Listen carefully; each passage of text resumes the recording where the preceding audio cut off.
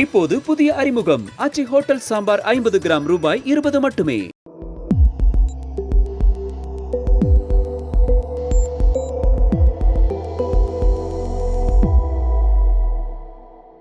Sir வணக்கம். வணக்கம், நேயர்களுக்கு அன்பு வணக்கம். சார், இப்போதைக்கு ஒரு முக்கியமான விஷயம் என்னன்னா, இப்போ நம்ம இன்டர்நேஷனல் நியூஸ்லாம் பேப்பர்ல படிப்போம், அங்க போர் நடக்குது, இங்க போர் நடக்குதுன்னு. இப்ப ஏதோ ஒரு வகையில போர் நம்மள டைரக்டா பாதிக்கிற மாதிரி தெரியுது. பெட்ரோல் பங்க்லாம் பார்த்தா கூட்டமா இருக்கு. எல்பிஜி இந்த கேஸ் பங்க்ஸ் எல்லாம் பார்த்தோம்னா நிறைய மூடி இருக்கு. எதிர்கட்சிகள் மத்திய அரசு மேல பெரிய விமர்சனங்கள் வைக்கிறாங்க. அவங்கள கேட்டா போருக்கு நாங்க என்ன பண்ணுவோம் அப்படின்றாங்க. என்ன, எப்படி பாக்குறீங்க இதெல்லாம்? சார், போர் எங்கே நடந்தாலும் ஃபஸ்ட்டு மனிதாபிமானத்துக்கு எதிரான ஒரு செயல். ஒரு குடும்பம் சிதையுது, ஒரு குழந்தை அனாதையாகுது, ஒரு தாய் சின்னாபின்னமாகறா. இதுதான் போரினுடைய சுருக்கம்.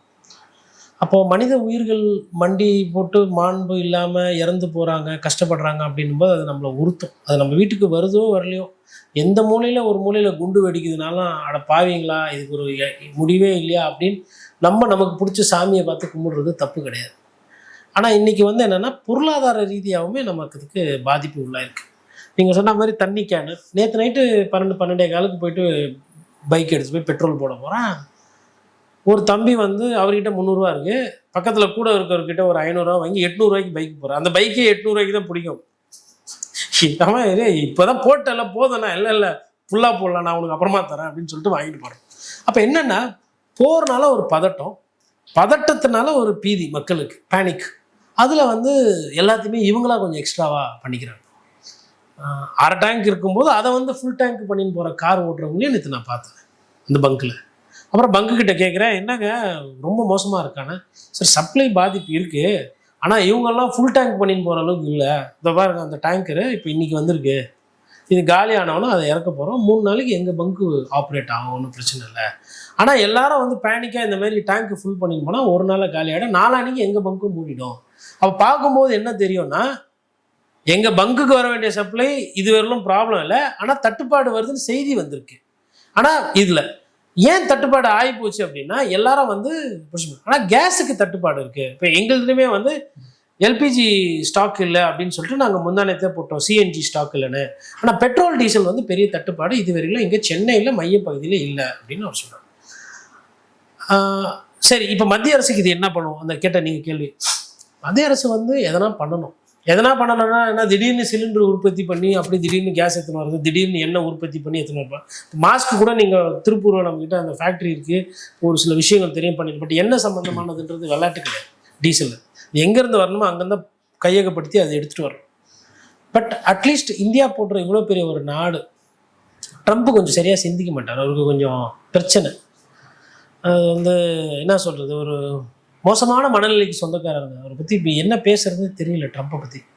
அந்த மாதிரி ஆள்கிட்ட கொஞ்சம் ஃபோன் போட்டு, இவங்க என்னதான் நினச்சிட்டு இருக்கிற, பைத்தியக்காரன்னு நினைக்கிறாங்க அவனை ஊரில், 4 பேர் 4 விதமாக பேசுகிறாங்க, அப்படி வெளிப்படையாக சொல்ல முடியாது.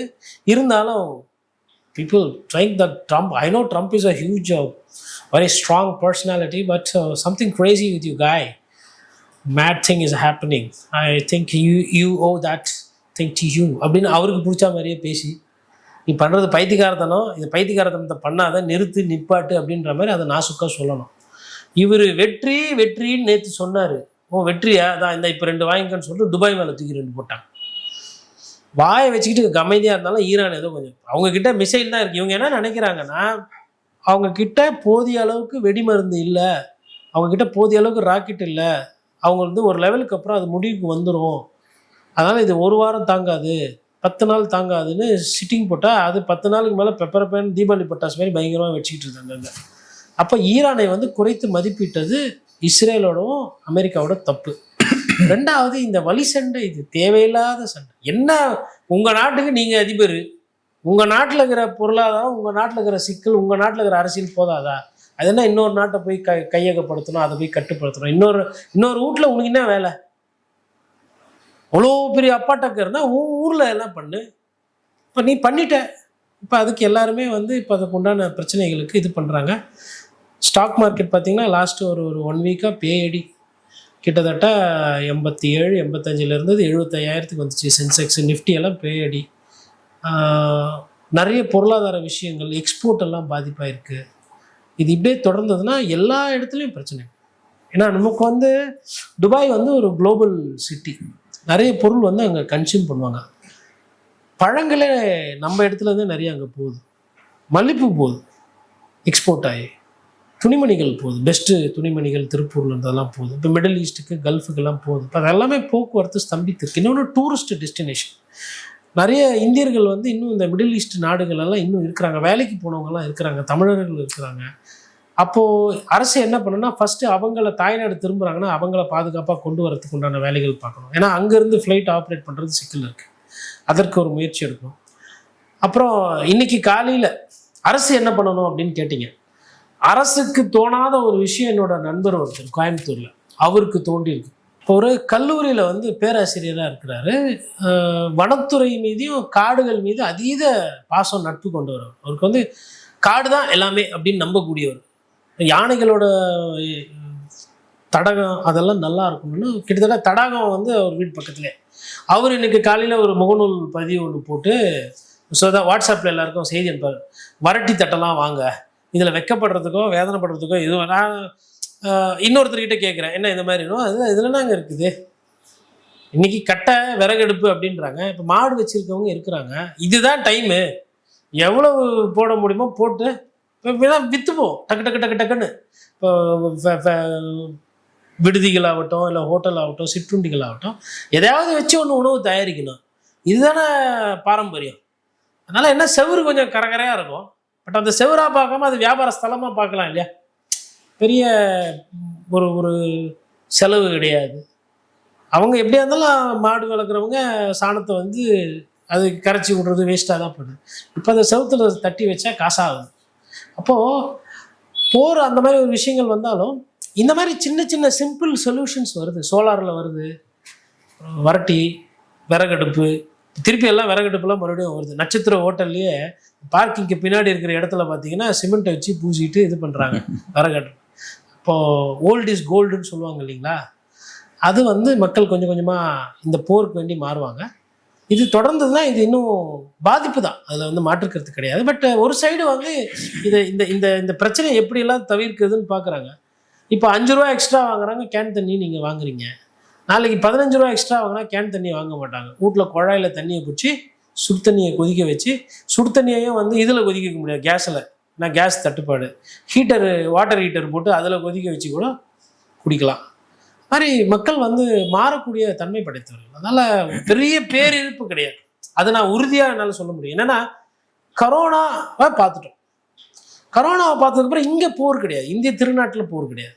அப்போ நம்ம கிடைக்க வேண்டிய ஒரு சில விஷயங்கள் கிடைக்கல, அவ்வளோதான். கேஸுன்றதே ஒரு கண்டுபிடிப்பு தானே. பெட்ரோல் டீசல் ஒரு சிக்கல், கேஸை பொறுத்தவரை ஓரளவுக்கு சமாளிச்சுக்குவாங்க.